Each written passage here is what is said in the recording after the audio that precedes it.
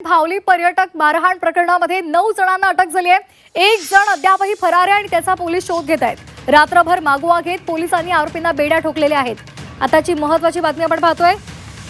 भावली धरण परिसरामध्ये पर्यटकांवर हल्ला करण्यात आलेला होता, त्यांना मारहाण झालेली होती आणि या संदर्भात 9 जणांना पोलिसांनी अटक केलेली आहे। एक जण अद्यापही फरार आहे, त्याचा शोध सध्या पोलिसांकडून घेतला जातोय। रात्रभर पोलिसांनी या संदर्भात शोध कार्य राबवलेलं होतं आणि या आरोपींना बेड्या ठोकलेल्या आहेत।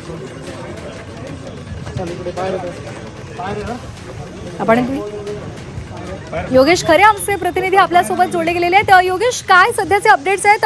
अटक झालेली आहे, एक अद्यापही फरार आहे आणि त्याचा शोध घेतला जातोय।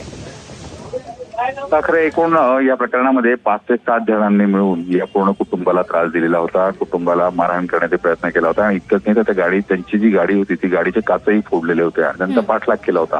जर आपण बघितलं तर एखाद्या कुख्यात गुन्हेगारांच्या टोळीप्रमाणे त्या सर्व लोकांनी या कुटुंबाला त्रास दिलेला होता आणि त्यामुळे तातडीनं काल 5 पथकं ही वेगवेगळ्या भागात पाठवण्यात आली होती।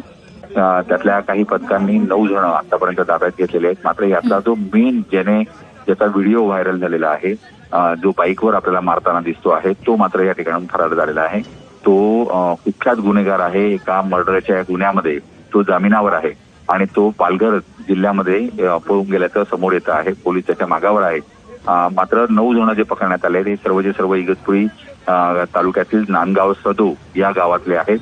या गावाची पूर्ण जो इतिहास आहे तो गुन्हेगारांचा इतिहास आहे।